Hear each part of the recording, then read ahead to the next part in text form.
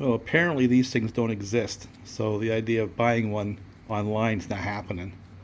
And I sent a letter to Bachman, and basically they don't have them either. So you start out by just gooping up epoxy on it, and then I'll file it back or die grind it back to shape. The hardest part was getting that little tab on there. See it? And it looks ugly now, but I just had to get, I had to get material on there. Now that's the part and part number, and this is from a PDF download that you can get of this Trainmaster's parts list, right?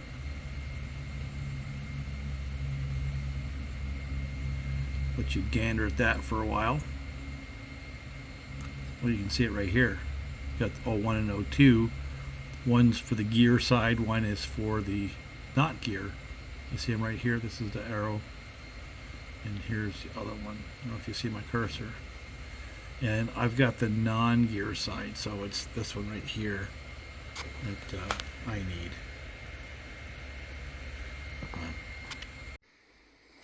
Thank God for die grinders. I was able to do some adjustments with that. This is what I came up with. Where I did the back with just epoxy. I tried to leave a rib across there for structure. I tried to leave more material to the front side of that for structure. But I had to machine that notch out again. See if it'll focus. Because that's got to clear.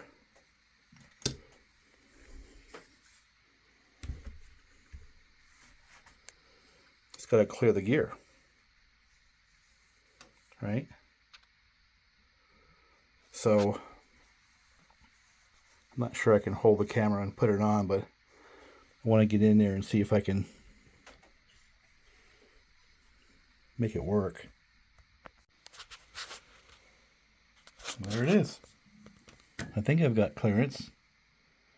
I think the only way to know is to try it. I'm a little worried about this tire right there. I may have to take out some more material there, so let's see. No, it's clear. It'll wear in if it doesn't, so let me run it and see what it does. And there it is. Let's see if it will go around without breaking. I see I can put some more epoxy in there if I really wanted to. But I think the proof is in the pudding. Let's see if it goes.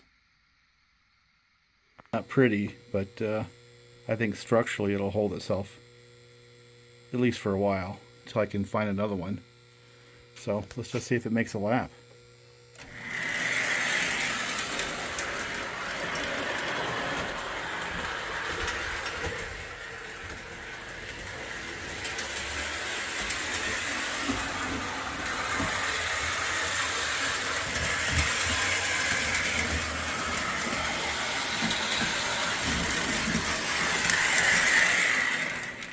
Still on.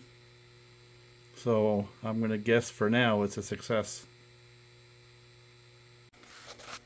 Alright, let's give it a real test and see if it'll start these 15 cars, some of which are pretty heavy.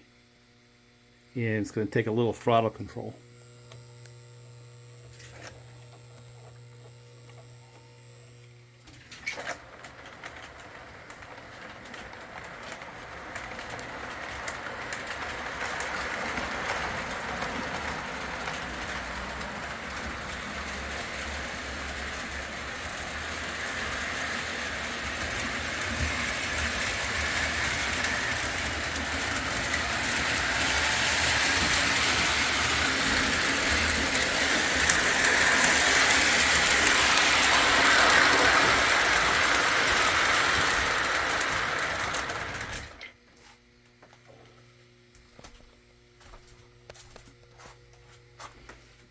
Hitting something right here. Not sure what it is. Something new on the track.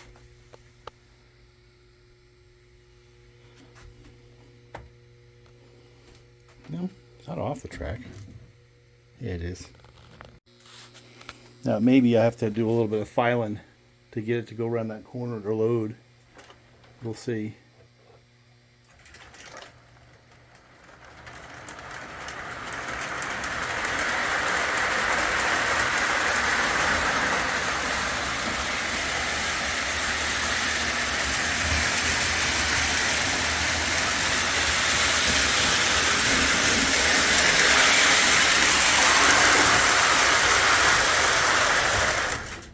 Yeah, right there. So did some more track adjustments, and so far I've gone around this circle a couple of times and the track hasn't fallen off. So here's a test with a full train. Let's see if it works.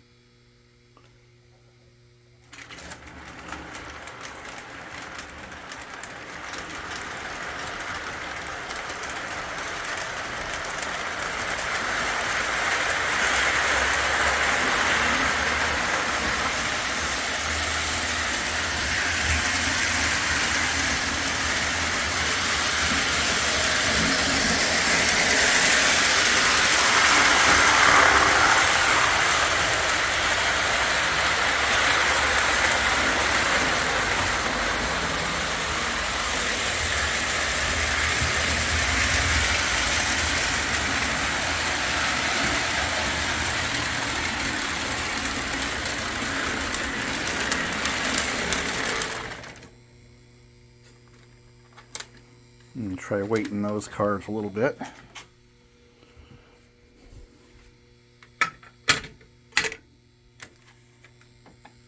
I had one series of hoppers that were coming off, and then another series of gondolas were coming off, and it turned out that the trucks were damaged. Let me see if it happens.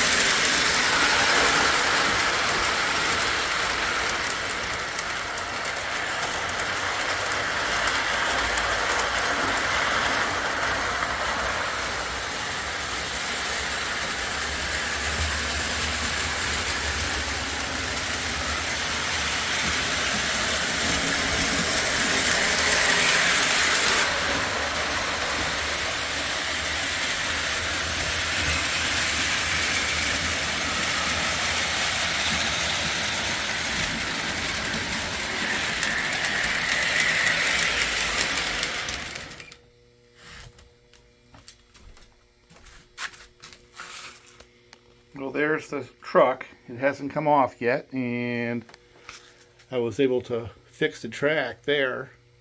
We did a changeover. I don't know if you've noticed, but this is no longer summertime.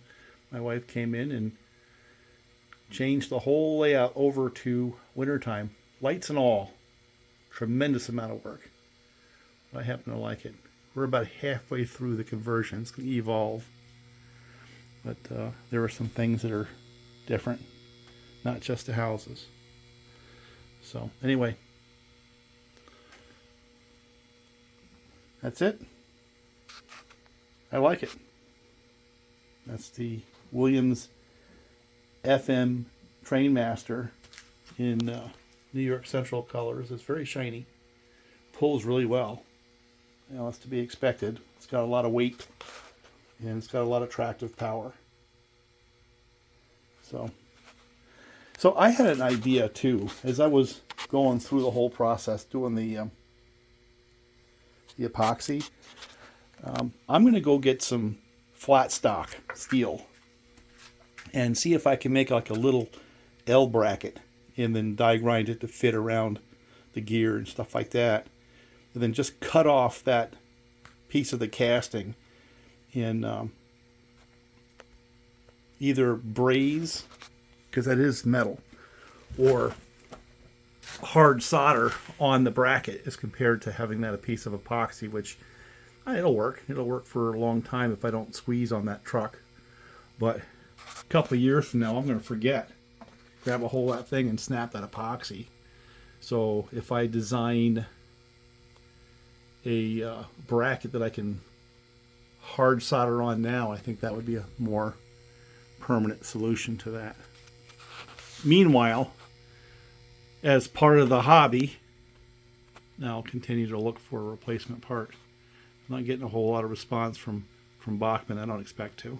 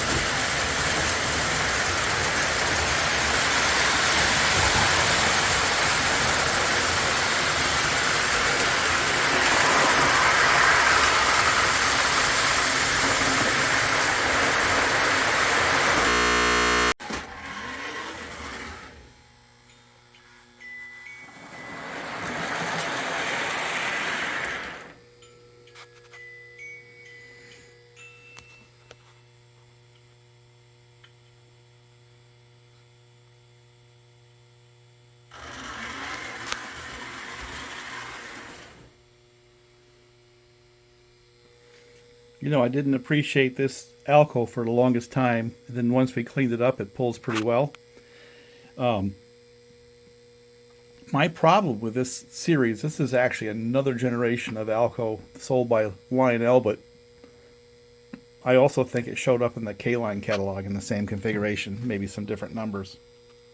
But the dummy unit is full of weight of something. I don't know whether it's speakers or something, but it almost has a hard time pulling its own dummy. I can put cars behind it. You know, I can pull probably 8-10 cars like a normal Alco would pull, but you put the dummy that came with it behind that locomotive, you can hardly get it moving.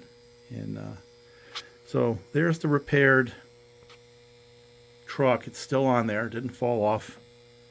And I notice that's a little bit high right there. which was one of the issues I had to deal with, but I filed things down to where that's not an issue, because what was happening on that end of the track was this was running into the frame prematurely and helping the truck come off the track. I filed it down and got it to work, but just one of the little hurdles I had to cross, because that is not exactly as it came from the factory. But it works, you know what I'm saying? And like I said, I think what I'm going to end up doing is actually just cutting off that whole piece in either brazing or hard soldering on a little piece of sheet metal bracket to do the same thing. But we'll just run it like it is for a while. It looks cool, runs well. This one's going to get run a lot. Has to earn its keep. And this one has been added to the rotation more and more and more, because it runs pretty smooth once we got it cleaned out and could actually pull itself. So anyway, that's the goings on at the Hilltop Saw Shop Model Railroad.